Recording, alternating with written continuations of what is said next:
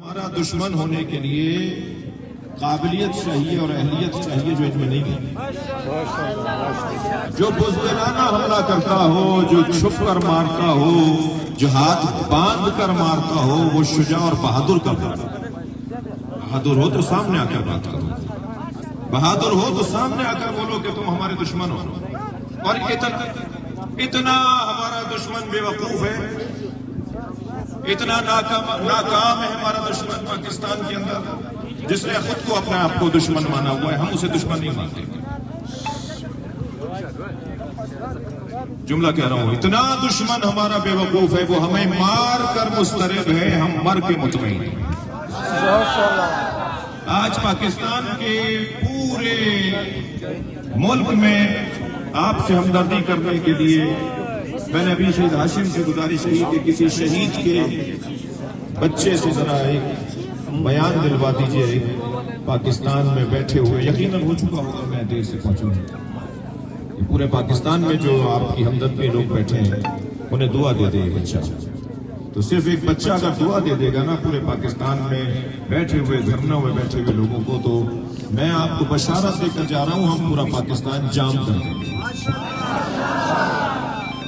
یہ وقت بہت مشکل وقت ہے اور مظلوموں کے ساتھ حمایت اور مظلوموں کی مدد اور مظلوموں کے ساتھ کھڑے ہونے کا وقت ہے. ہم سب، میں تو یہ بھی پریشان ہوں کہ ہزارہ برادری ہمیں پرسہ دے، یعنی پاکستان کی دیگر برادریوں کو، اور یا دیگر برادریاں ہزارہ برادری کو پرسہ دے. ہم ایک دوسرے کے غم میں ایسے ہی ہیں، ہم میں کوئی فرق نہیں ہے. ہمارا بھائی ہی وہ ہوتا ہے جو مولا علی کا نام لیتا ہے. اگر ہمارا سگا بھائی اور اگر خدا نخواستہ ایک ماں باپ سے پیدا ہونے والا بھائی اہل بیت سے دور ہو، تو وہ اللہ کے نظام سے دور ہو، تو ہمارا کچھ بھی نہیں ہے. ہمارا جو رشتہ ہے، ہمارا جو تعلق ہے، وہ مذہب کی بنیاد پر ہے اور پھر اس کے ساتھ انسانیت کی بنیاد پر. مولا علی نے حضرت مالک اشتر سے فرمایا تھا، مالک جہاں تمہیں میں گورنر بنا کر بھیج رہا ہوں، وہاں دو طرح کے تمہارے بھائی ہیں، یا تمہارے دین میں تمہارے بھائی ہیں یا انسان ہونے میں تمہارے بھائی ہیں. تو انسانیت کی بنیاد پر ہمارے سب بھائی ہیں اور دین کی بنیاد پر ہمارے سب بھائی ہیں. ہم سب ایک ہیں. مظلوموں کی آواز، اللہ چاہتا ہے کہ مظلوم کی آواز بلند ہو اور سنی جائے. ارشاد ہو رہا ہے قرآن مجید میں، لا يحب اللہ الجہر بالسوء من القول. اللہ کو اونچی آواز میں کوئی ایسی بات کرنا جو کسی کو ناگوار گزرے پسند نہیں ہے. الا من ظلم، مگر جس پہ ظلم ہوا ہے اللہ کو اچھا لگتا ہے وہ اونچی آواز میں بات کرے، چاہے کسی کو برا لگتا ہے. یہ آپ کا احتجاج، یہ مظلوموں کی آواز، یہ قرآن کے عین مطابق ہے. اور خبردار، میت کا فیصلہ، جنازے کا فیصلہ اس کا ولی کرتا ہے اور ان کے ولی فیصلہ کر چکے ہیں. ان کے اولیاء دم یہاں موجود ہیں، ان کے بچے یہاں موجود ہیں، ان کی مائیں یہاں موجود ہیں. اولیاء دم ان کا فیصلہ کر چکے ہیں اور اولیاء دم کو پروردگار عالم نے ومن قتل مظلوما فقد جعلنا لولیہ سلطانا، اللہ نے مظلوم کے ولی کو سلطان. ولیوں کی طرف سے، اولیاء دم کی طرف سے، ہماری محترم شخصیات کی جانب سے میں اپنے حصے سے بھی اسے دہرانا چاہتا تھا. میرے بھی یہی مطالبات ہیں، پاکستان بھر کے شیعوں کے یہی مطالبات ہیں. میں کراچی سے ضرور آیا ہوں مگر میں پاکستان، لہذا IG FC بلوچستان کو ان کی مجرمانہ غفلت کی بنا پر برطرف کر کے اعلان نہ کیا جائے، نوٹیفیکیشن جاری کیا جائے.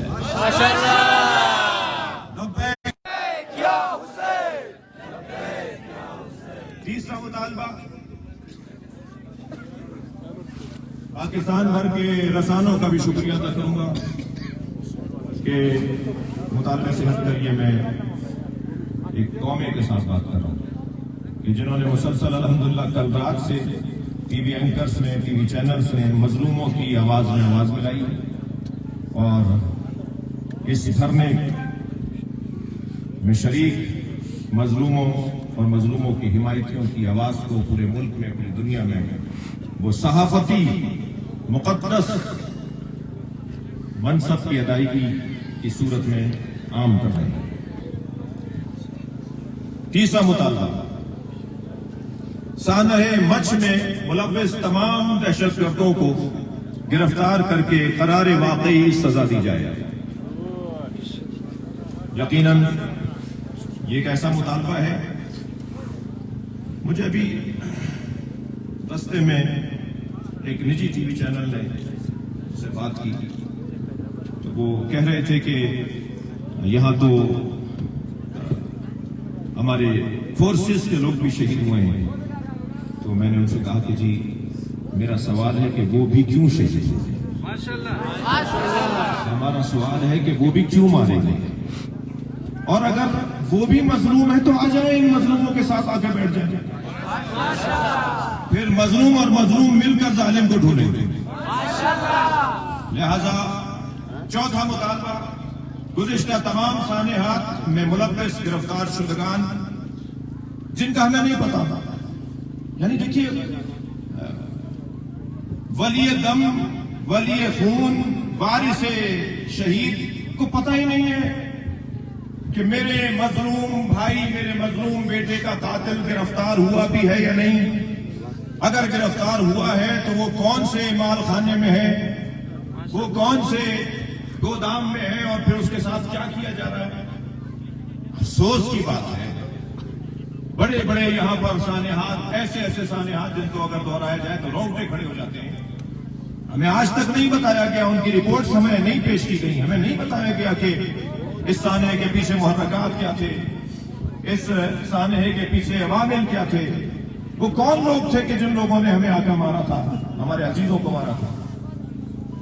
گزشتہ تمام سانحات میں ملوث گرفتار شدہ دہشت گردوں کو تختہ دار پہ لٹکایا جائے۔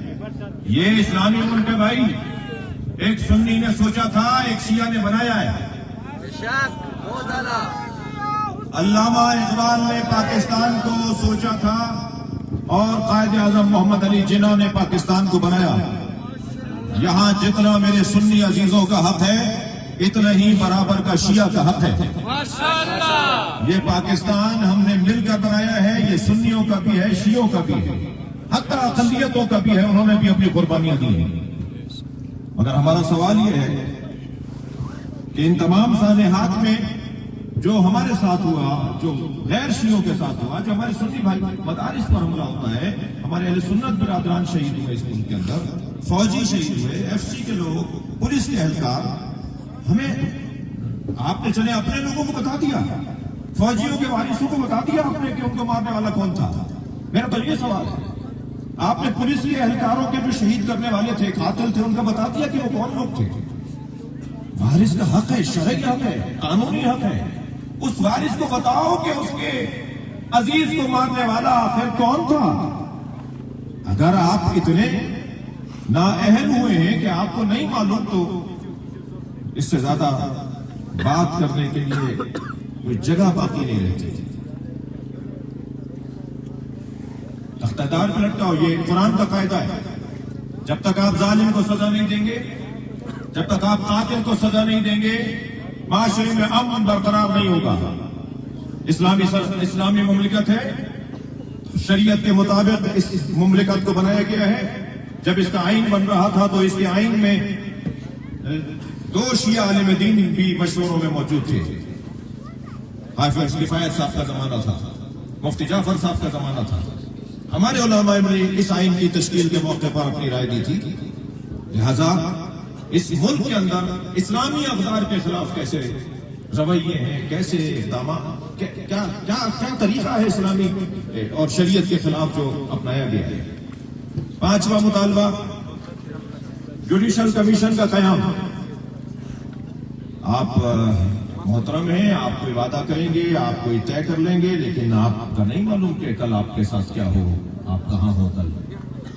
تو ہم سے تو بات تو وہ کریں کہ جن کی ہم سے ریاست کی ادارے بات کریں، ہم سے جوڈیشری بات کرے، ہم سے عدلیہ کا نظام بات کرے۔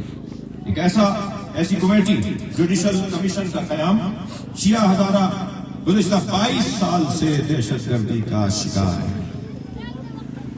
جس کے نتیجے میں تقریباً 2000 کم سن بچے، بزرگ، جوان اور اس سے دگنی تعداد میں زخمی ہو چکے ہیں، لیکن ابھی تک ایک بھی قاتل گرفتار کر کے اسے سزا نہیں دی گئی۔ لہذا ان تمام سانحات کی شفاف تحقیقات کے لیے ایک جوڈیشل کمیشن تشکیل دیا جائے، جس کے ممبران کے ناموں کے ساتھ شہداء، جن کے ممبران کے نام شہداء کی تجویز کردہ کمیٹی پیش کرے گی۔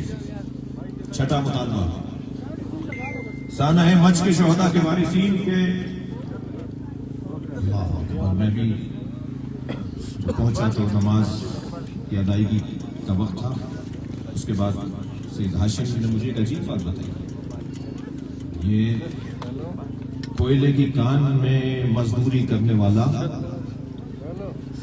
اتنی سخت مزدوری کر رہا ہوتا ہے، 100% سے زیادہ حق حلال محنت مزدوری، اپنے آپ کو، اپنی جان کو داؤ پہ لگا کر مزدوری کرنے والا، اسے مارا گیا ہے، اسے مارا گیا ہے۔ ریاست کا کام ہے لوگوں کی تحفظ فراہم کرنا، ان بچوں کے ساتھ کیا ہوگا، ان بیویوں کے ساتھ کیا ہوگا؟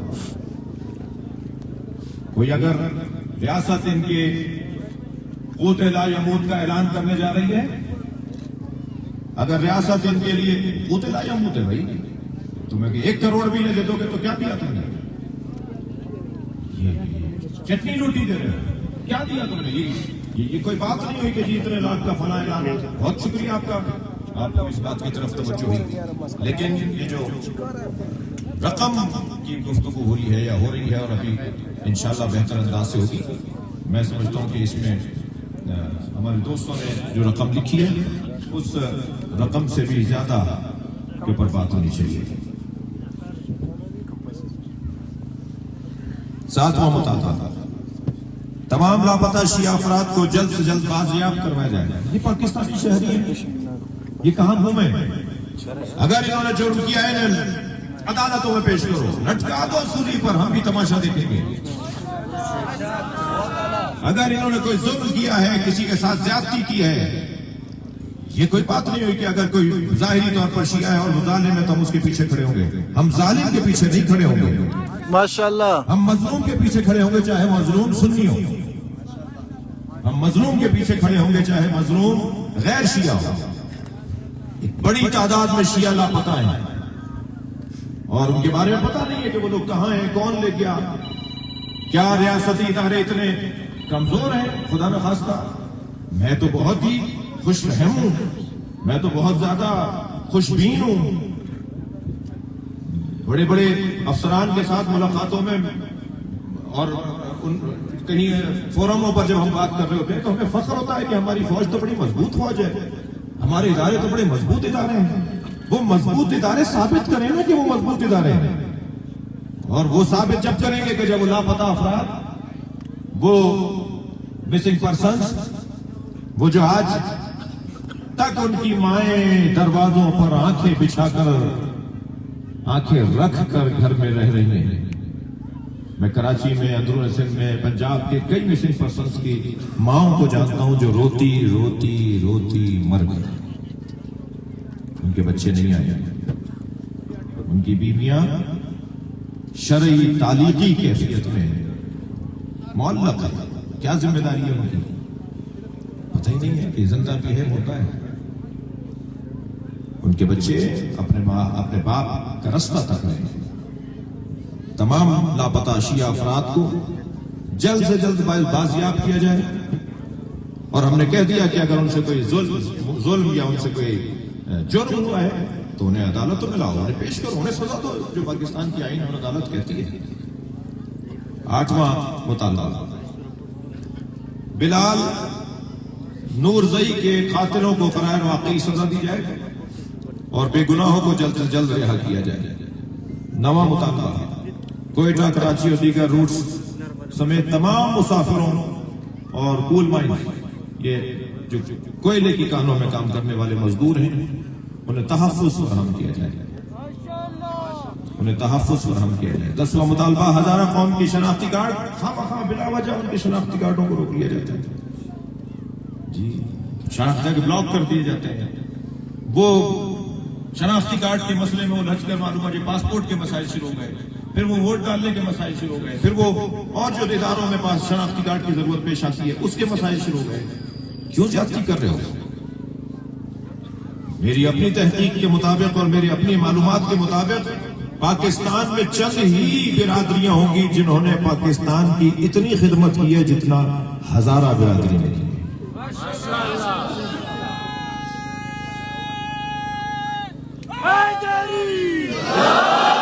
پاکستان کے ریاستی حفاظتی اداروں میں بڑے بڑے منصبوں پر فائز ہزارہ برادری، بڑی تعداد میں ڈاکٹر حضرات، انجینئر حضرات، سرحدوں پہ جان دینے والے افراد اور تعلیمی دنیا میں امتحانات میں مقابلوں میں ٹاپ کرنے والے اور میڈل لینے والے افراد ہزارہ برادری سے ہیں۔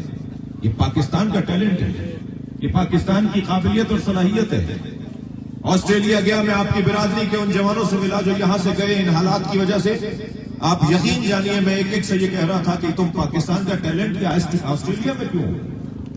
میں نے زلفی بخاری صاحب سے کہا جب ہماری ان سے کچھ عرصے پہلے ملاقات ہوئی کہ ان کو واپس لے کر آؤ، یہ پاکستان کی قابلیت ملک چھوڑ کر چلی گئی ہے حالات کی وجہ سے۔ یہاں جب انہیں تحفظ نہیں ہوگا تو پاکستان کی قابلیت چلی جائے گی۔ پاکستان قتل ہوگا اگر کوئی ہزارہ قتل ہوگا، کوئی سندھی قتل ہوگا، کوئی پنجابی قتل ہوگا، کوئی پشتون پختون قتل ہوگا، کوئی بلوچ قتل ہوگا تو پاکستان قتل ہوگا۔ ہم ہر طرح کے ماورائے عدالت قتل کی مذمت کرتے ہیں۔ بلوچ برادری کے ساتھ بھی مذاکرات ہونے چاہیے اور ہو رہے ہیں۔ طالبان کے ساتھ بھی آپ نے مسئلہ سمجھی تو آپ مذاکرات کر رہے ہیں، لیکن کیا یہ برادری، یہ مظلوم، یہ انتہائی صابر لوگ، ان کا حق نہیں ہے کہ ان کو سنا جائے، ان سے بات کی جائے؟ ابھی مذاکرات کا عمل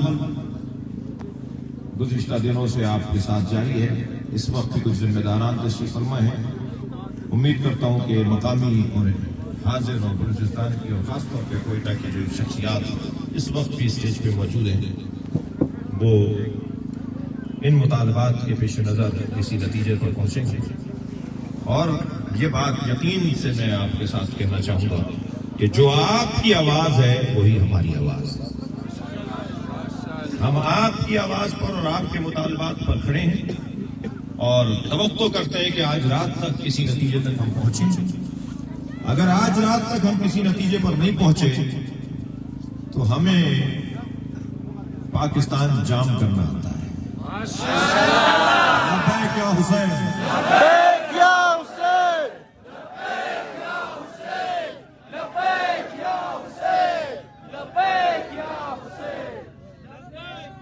میں کسی مذہبی جماعت کا رسمی عہدیدار اور کارکن نہیں ہوں، میں ایک ذاکر ہوں، ایک خطیب ہوں، اور اپنی خطابت پر بھی مجھے کوئی بہت اعتبار نہیں ہے، لیکن ایک ردنا سا امام حسین کا مصائب خان ہوں۔ میں چاہوں گا کچھ دیر کے لیے کربلا چلوں، اپنے ذہنوں کو کچھ دیر کے لیے کربلا لے چلوں، جہاں ایک لاشے پر ایک بیٹا آیا ہے۔ اللہ کسی بیٹے کو باپ کا ایسا لاشا نہ دکھائے جیسا لاشا امام زین العابدین نے دیکھا ہے۔ جب بابا کا لاشا دیکھ رہے تھے